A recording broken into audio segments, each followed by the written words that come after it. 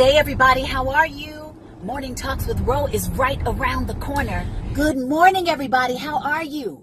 Who's ready for Morning Talks with Ro? Good morning, everybody. How are you? Happy Monday. Are you ready? Morning Talks with Ro is right around drop the in corner. and leave you with something tangible to work with and practice, because some of the things you're going to hear right on a regular basis, but if you're not practicing it, it doesn't make it real. It doesn't settle in as wisdom, right?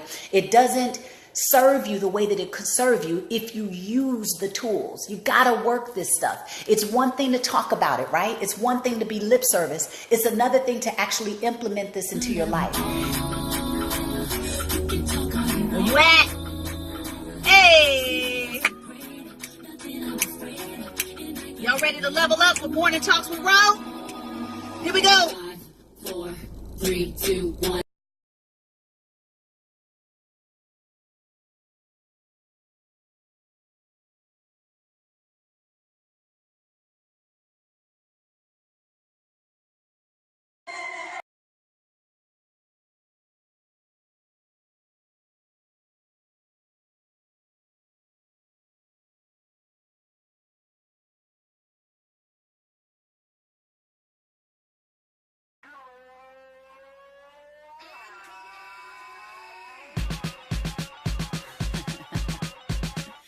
Yes. I want that. Oh, I need that. Gots to have that. I love my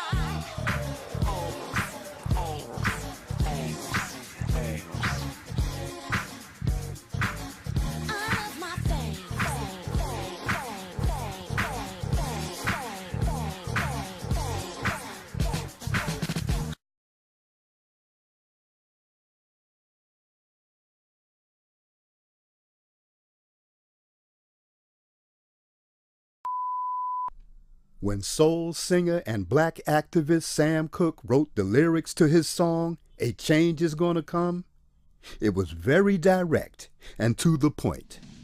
With some changes to it, the song was still digestible. In the year 2019, black folks continue to go through the change rather than direct the change. A community activist named Taalik Ibn'rad has made an appeal similar to what Sam Cooke was asking for. A change. It's said that the meek shall inherit the earth. We ask when. When will the landlords give the meek a free lease? Mr. Ibn'rad is humbly asking for the state of Mississippi. President Trump has already had sit-downs with the wrong representatives of the black community. How about a real discussion with a true grassroots African American? Join and organize Operation Exodus Mississippi today, or become a supporter. And my name is Myron. They call me SNIFFY. My name Myron Johnson. They call me SNIFFY. They call me SNIFFY. My cousin is Dr. Umar. I'm here to give y'all a message. Y'all better leave my cousin alone. That's what y'all better do. My cousin Umar doing good work for y'all. Y'all some stupid ass niggas, man. And y'all ain't giving the man no money. Y'all think because y'all gave my cousin a little money, y'all think y'all own him. Y'all don't own a motherfucker down up in here. And y'all gonna be looking real stupid August the 2020 when my cousin opened up that school. He gonna be opening up that school, and them boys gonna be getting educated. He gonna be doing more than y'all dumb ass kids. That was y'all.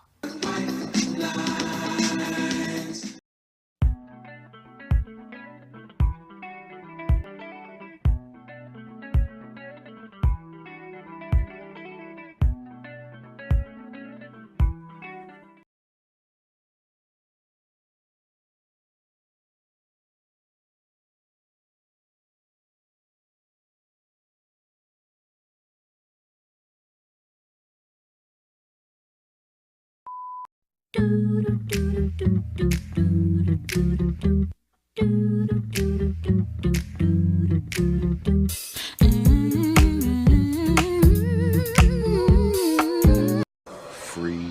your mind. Hey, Umar! Not to be popular. It's just I'm inspired by my brother, that reality Temple's brother, the most powerful voice on the internet, that reality Angel Snubbing Up 7. That's right, brother. I'm calling you out, brother.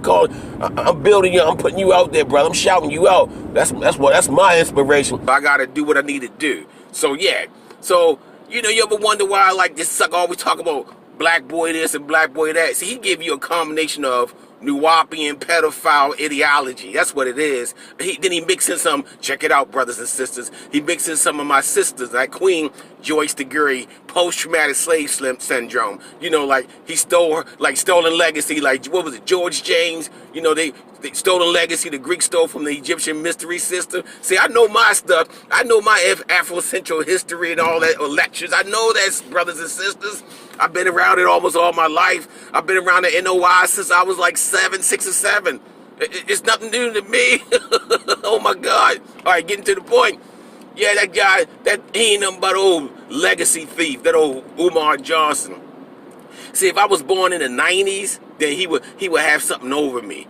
Yeah, if I was born in the 90s, I'm a 60s baby, chimp. If I was born in the 90s, then you would have something over me big time, but you don't. This brother is Jawanza Kunjufu. I remember him. I believe I even met the brother, Jawanza, or I was introduced to the brother, Jawanza Kunjufu, and the conspiracy to, the conspiracy to destroy black boys. Just like my sister, Marie, I believe that was her name. She came out with a book years ago about, the school to prison pipeline, if I'm not mistaken. Or maybe that's your title, Umar. You came up with this old flea market, bootleg, Napster, if you remember Napster, your Napster version of this whole thing about prison, ADHD, school, all these connections. See, Jawanza Kunjufu, see, that brother used to lecture in Philly, I know, in New York and all over the place, and you done stole, what is it called, cease and desist?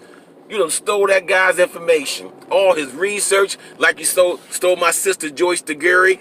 See, you don't do any research. You just research black scholars, sucker. That's what you do. You research black scholars, and then you put it in a book. You got it printed out at some old Kinko's or some Staples or Office Depot, and then you tout it around like it's your own. You don't even do research. Whatever testing you do, the only testing you do is line up them lines of coke, put that crack in that glass dick pipe, and you go sucking on it, sucker. But yeah, let me get to this, brothers and sisters. Check out this video. It's called Countering the Conspiracy to Destroy Black Boys. And this is a video that was made in 1987. See, I remember the brother Jawanza Kunjufu, and watch how polished he is. See, this was the era of the black scholar who was professional.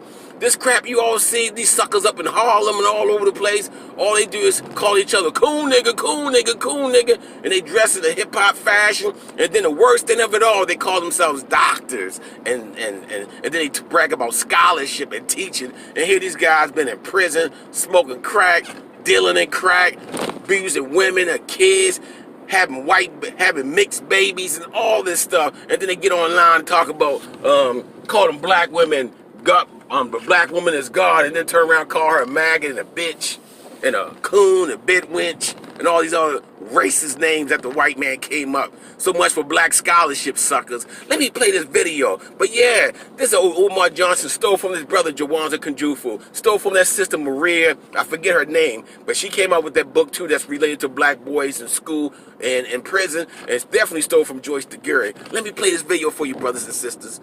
Here is Dr. Jawanza Kunjufu with his penetrating presentation of countering the conspiracy to destroy black boys. There is no topic that concerns me more than the one on the conspiracy to destroy black boys. And the reason is when our little boys are in preschool and primary grades, they're very innocent and very enthusiastic about learning. But something happens to that, and we need to find out what that is. My younger son is on the cover of this particular book, and I would like for him to grow up to be a man. Like many of you already told me, that you have sons and male students as well. Now, there's 2 parts of the conspiracy, Volume 1, and this is Volume 2. In Volume 1, we raised 4 questions. First question is, when did the conspiracy start? Who is against black boys? Why is there a conspiracy against them? And what exactly is the conspiracy? That's in Volume 1. In Volume 2, we look at the relationships between mothers and their sons. That must be studied. We also must look at female teachers and black male students. That must also be studied. We must look at some case studies. In other words, many of us are doing a very good job developing black boys to be men. What is it that some of us are doing that others are not doing? And then last but not least, a program called The Rites of Passage into Manhood. See, it used to be we knew when black boys became men. But now many of us don't know when we're men. It's how much reefer we smoke, how much wine we drink, how many babies we make. Until black men spell it out to black boys what it means to be a man, this conspiracy will continue. Let's go back to Volume 1. When did it start? And as we begin to look at that, I want to also share with you why we call it a conspiracy to destroy black boys. You see, contrary to belief at birth, there are more black boys born in the world than there are girls. It's close, but it's 1.03 black boys born in the world to 1.0 black girls. Hear me clearly. At birth, black boys outnumber black girls 1.03 to 1.0. A brief 18 years later, it is now 1.0 available, and that's a key word, available black men, to 1.8 available black women. Almost 2 adult women for every 1 adult man. Now, the only question that should be going through your minds right now is what happened?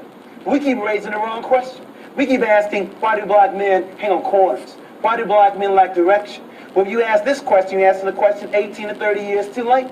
It is not a conspiracy to destroy black men. It's a conspiracy to destroy black boys. If you destroy him as a boy, he'll never become a man.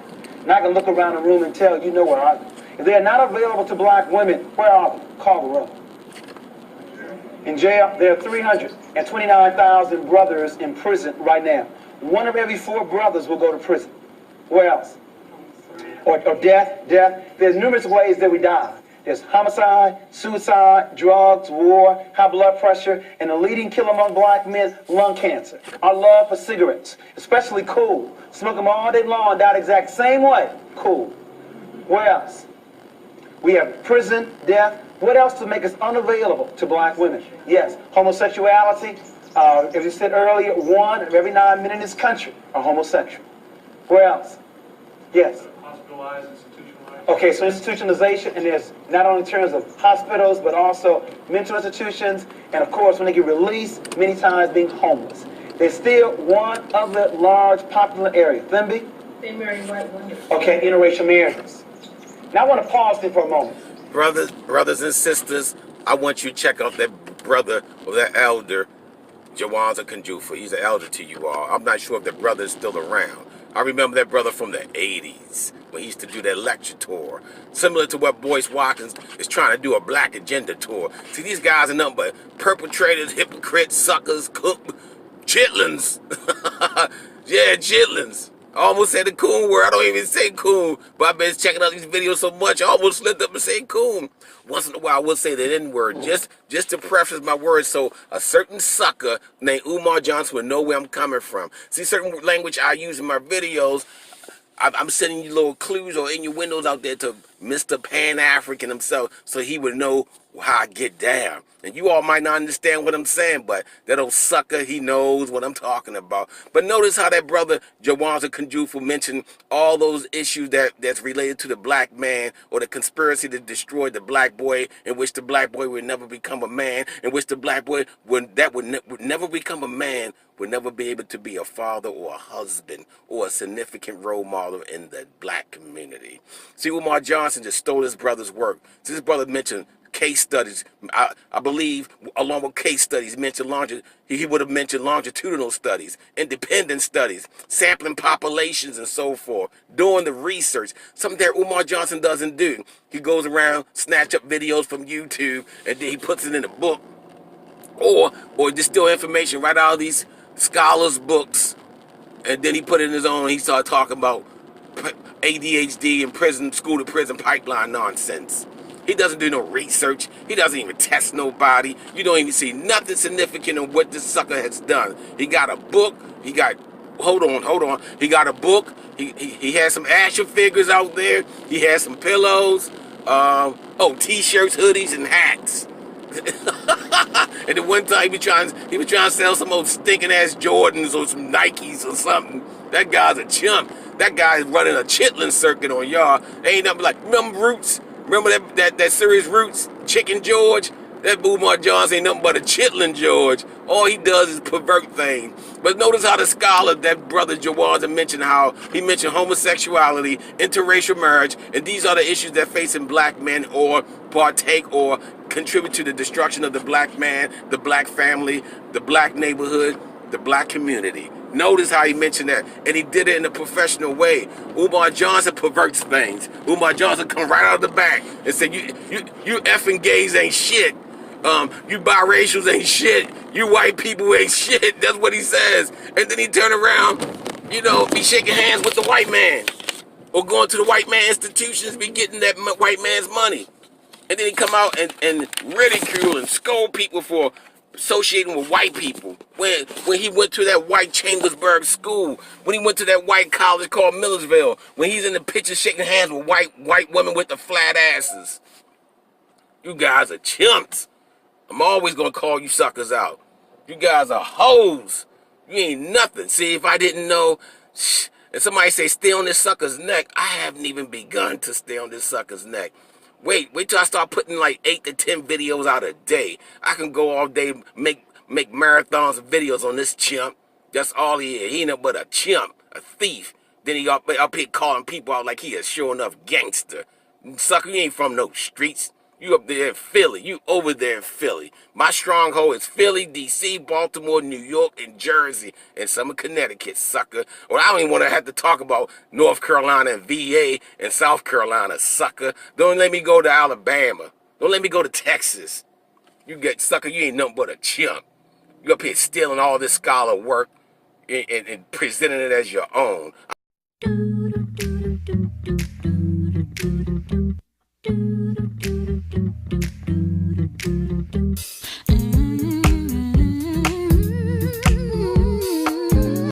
Free your mind.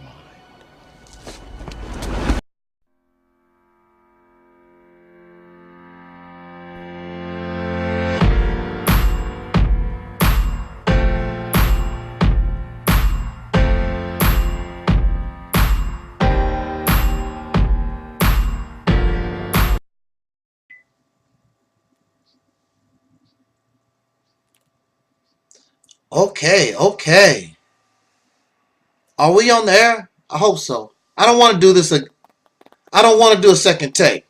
Man, I look rough. Excuse me. But hey, keeping it real. We look rough sometimes, and I just wanted to finish what my brother Dope Coke One was bringing to us.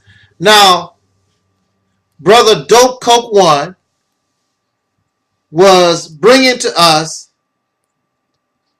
what he believes fashions the ideology, some of the ideology of this brother we call or know of as Dr. Umar Johnson. And, when I thought about it, I'm like, yeah, right. Now, this is way prior to Dr. Umar Johnson. So we know that Umar Johnson is not the creator of what we call Pan-Africanism. We know that. When he talks about saving the black boys, we know that that's not an original idea either from Dr. Umar Johnson, nor post-traumatic slave syndrome. We see, and brother Dope Coke One has presented to us, without a doubt, these ideas, this ideology, this thinking process was in existence way before a Dr. Umar Johnson. Now, I would like to say also that I'm familiar with all of that because I'm not a 1990s child. or even a 1980s child. I'm familiar with those presentations by that sister and that brother in what Brother Dope Coke 1 presented to us. Now, I remember when I first started learning about Dr. Umar Johnson, I remember when I first began to learn that he was this psychiatrist, and I listened to him talk, and many of you are fascinated, and the things that Dr. Umar is saying, he's just so intellectual. He's a scholar. So again, my brother Dope Coke 1 gave us the first half. Like I say, he's not the originator of Pan-Africanism, so I don't know how he's the prince of Pan-Africanism. He had nothing to do with the creation of Pan-Africanism, nor the idea or the concept or the discovery of young black boys being in danger, nor post-traumatic slave syndrome. So he's a psychiatrist. Did he just come up with the concept of how psychiatry or the psychology of black people, this ADHD and the effects of ADHD and the drugs, is anything about Umar Johnson original? And this is the thing, if it's not original, just give people credit for what credit is due. There's nothing wrong with that.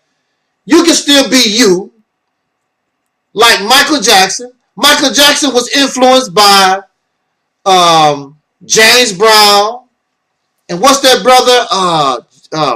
What's his name? Jackie Wilson. Michael Jackson was influenced by Elvis Presley. Michael Jackson was influenced by Frank Sinatra and a lot of the people that he saw on TV growing up. But Michael Jackson is Michael Jackson. So there's nothing wrong with being influenced by people. Umar Johnson should give credit, because I really doubt that he discovered these things on his own. So to bring this to conclusion, I want to show you that even the psychiatry part of Umar Johnson is not his. We know that he did not create the science of psychiatry. We know that. But where is he getting all his ideas? I want to say, and I truly believe, because I listened to Dr. Umar Johnson, and he sounds like he has been reading. May I get a drum roll, please? When I was locked up, and this is prior to a Umar Johnson, when I was locked up, I was introduced to the Church of Scientology. The Church of Scientology has an offshoot called the Citizens Commission on Human Rights. And all their material is free. These are the books. I got a whole bunch of books. This one is called The Real Crisis in Mental Health. Now, y'all do y'all research. The main book that I want to talk about, I can't find it, but it's a book. It's a book about how psychiatry affects black people from the Church of Scientology. So you have this one here, The Crisis of Mental Health, and then here's another one. Here's another one. How Psychiatry Destroys Religion. The betraying and drugging of children. Okay. How it destroys the mind, psychiatry. Manipulating creativity. Destroys the moral fiber, destroying morals. Committing fraud. That's a coincidence, huh? But the main book, I cannot find it. But the only thing you have to do is write the Church of Scientology. Matter of fact, all these booklets,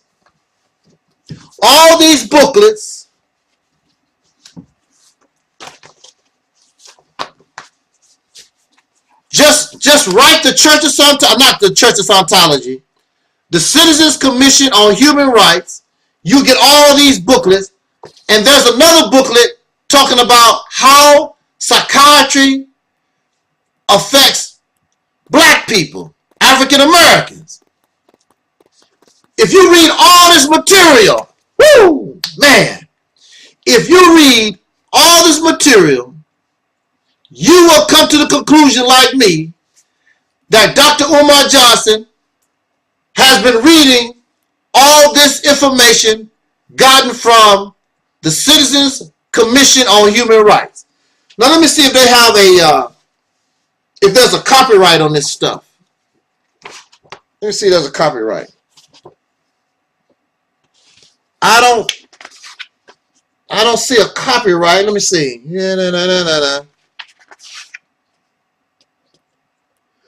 Well, I would tell you, I don't see a copyright. I don't see the copyright on here. Wait a minute. This is published. I don't see the copyright. But I tell you this. These booklets, all this information coming up out of the Citizens Commission on Human Rights was way before Umar Johnson. Long before. I would not doubt. If you research, read these magazines, order these booklets, they are free as far as I know, from the Citizens Commission on Human Rights, you will see that chances are Umar Johnson has been reading this material from the Citizens Commission on Human Rights. Now, I have to say this also. The Church of Scientology was the only one who tried to help me when I was locked up. They gave me the critical information I needed to know about psychiatry to help me understand what I was involved in and help me get free of these demons, these wicked ass folks, psychiatry. Psychiatry is not a real science. It's not real at all. I don't never hear Dr. Umar Johnson talk about that. It's not real. They even tell you it's all about guesswork. They don't know. Read your diagnostic symptoms manual. It's all flip-floppy and everything. But I just wanted to present that to us because I truly feel as though Umar Johnson got his information from the Church of Scientology, the Citizens Commission on Human Rights. Because if you read this material and you listen to Umar Johnson, matter of fact, you put all this together, you will see that myself and Dope Coke One, we on the money.